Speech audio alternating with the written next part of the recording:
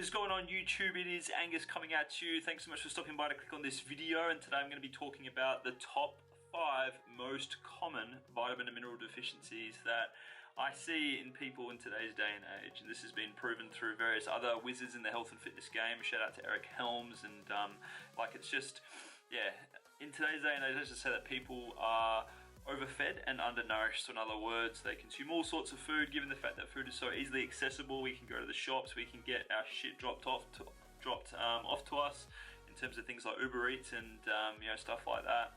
But in today's day and age, people are super deficient, and I'm going to be sharing with you the 5 most common deficiencies that I see.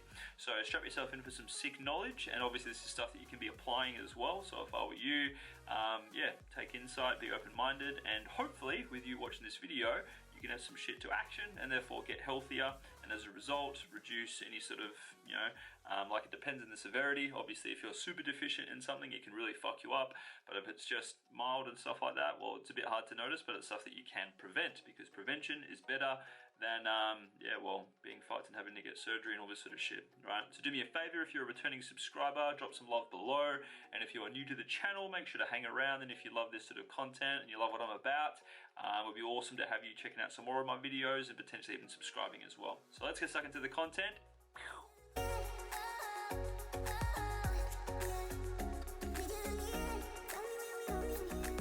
So the first one we're going to be covering is zinc. Now, zinc is something that I didn't even actually really know that it was, upon doing my own research and stuff like that and getting blood work and stuff like that, I didn't actually, I was kind of shocked to see this is something that people are actually, deficient in quite commonly.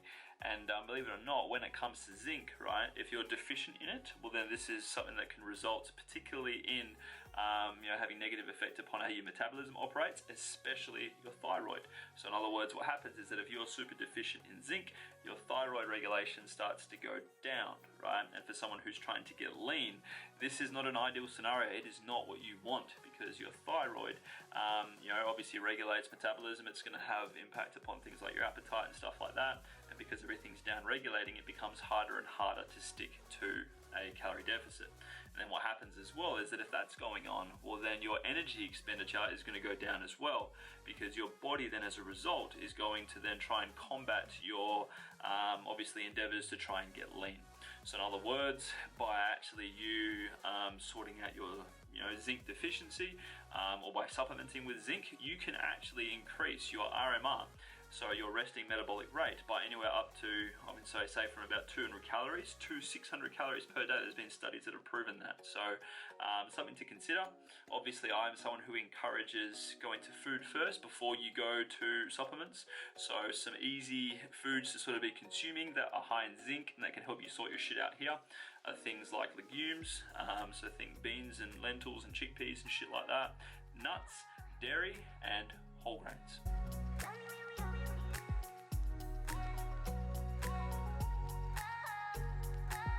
So next up we have iron, boys and girls, and iron deficiencies. If someone is deficient in iron, believe it or not, it can actually negatively impact your strength.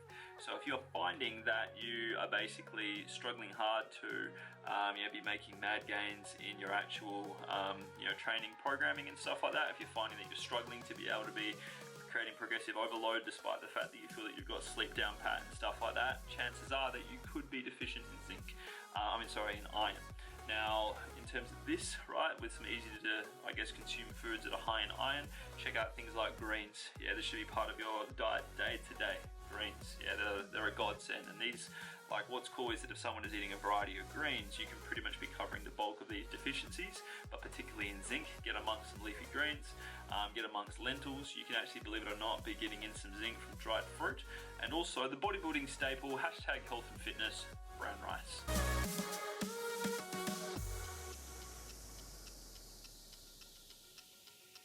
Now next up we have calcium. This is something that is typically lacking in the vegan diet, and lacking in obviously people who are dairy deficient, because if they don't get any dairy, typically we associate dairy products in terms of cheese and shit like that to getting insufficient calcium, right? So when it comes to calcium, right, in terms of if you're deficient in it, right, understand that that will negatively impact your bone health, which is obviously extremely important given that our bone and skeletal structure is what will determine things like posture, how well we can move around on a day-to-day, and obviously, like people that didn't look after themselves when they were younger and got in shit amounts of calcium or whatever, you'll see them when they gradually start to get older, their posture becomes worse and worse, they gradually start to round and they're just weak as fuck, right? So believe it or not, you can actually be getting in calcium from things like leafy green veg as well, from soy-based products, from tofu as well. I'm particularly loving tofu at the moment. You can get some sick satay chicken flavored, well, it doesn't taste like chicken, but it's like satay flavored tofu from Woolworths in the macro section. Check that out. Tempeh is actually a good source of calcium, obviously milk, and then Greek yogurt as well. And if you're someone who doesn't really like the taste of Greek yogurt, here's a cool little hack for you. Trial out spreading through it some PB2 powder or some whey protein, stir it together, add in a little bit of stevia, and maybe like some honey or some blueberries, and you got yourself a killer dessert right there. So that's calcium.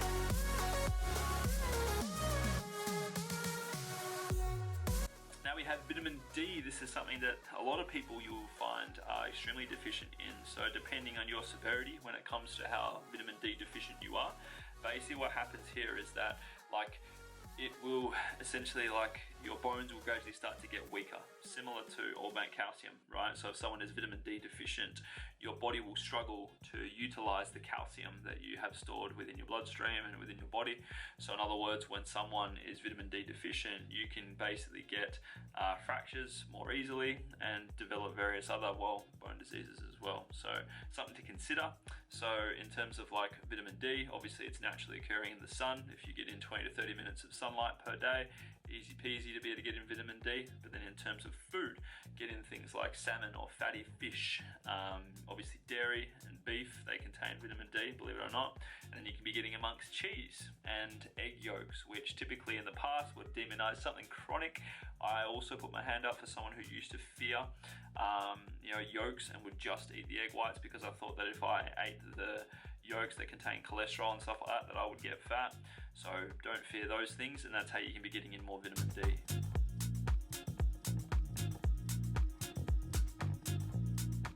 Now last but not least, we have magnesium. Magnesium is something that people are very deficient in, followed if we do a special mention and that sort of thing in terms of other nutrients that people are deficient in. You'll also have potassium.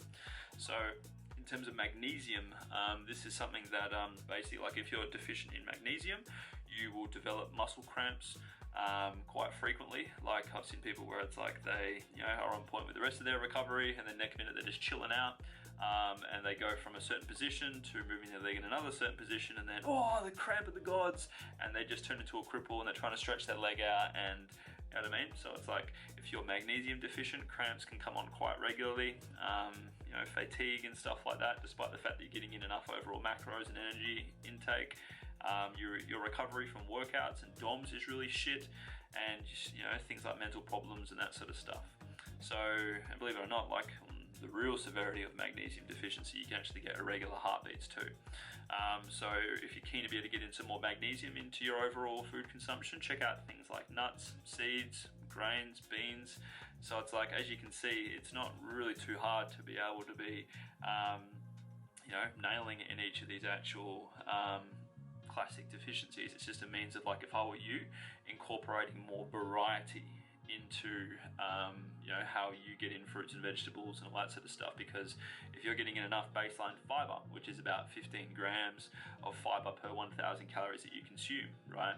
If you are nailing that, well then it's a means of based on what season it is and stuff like that, try and get more variety in terms of foods that you choose to eat.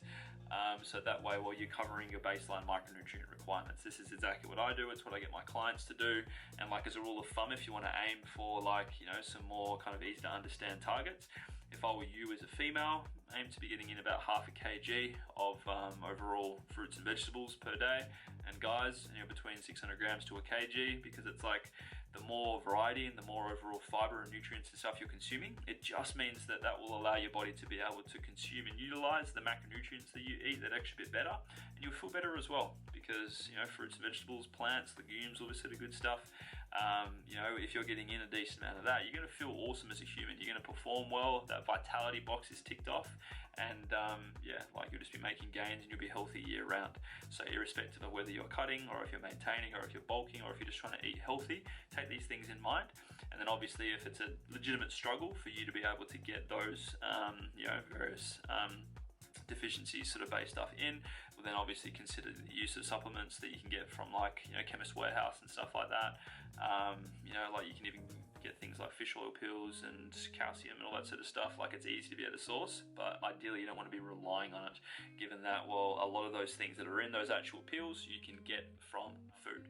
But to obviously find out if you're deficient in any of these things, what I'd suggest you do is be checking out, you know, go and hang with your GP every 3 to 6 months and just get some blood work done, because your blood doesn't lie. Your blood will show you what's going on in terms of from an internal point of view. It will show you systolic and diastolic pressure. It will show you, you know, your nutrient profile in terms of what it's seeing in your blood, and therefore obviously you can pinpoint if you're lacking in anything or if everything's, you know, sunshine, lollipops and rainbows.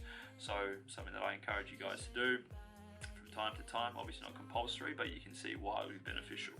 So do me a favour, if you found this video valuable, drop it a like, let us know if you have any issues or questions around this, and obviously if you're new to the channel, feel free to yeah, check out the upload section of the channel. You can feel free to follow me on my social media links just in the link below in terms of the description. Lots of links to check out. You can check out my online store as well if you're keen to learn a bit more about me, follow my journey, or check out some of my products or even my coaching. Because my goals in terms of whenever I'm working with someone is to get them healthy as fuck first, and that they're moving well, and that they're just loving themselves before we actually get them into focusing on aesthetics. So that way, when we focus on aesthetics, it's easy as fuck. The body wants to play along and you feel fucking awesome. So I really hope you enjoyed this video. Thanks for just stopping by, and yeah, see you next time in the YouTube world. Peace.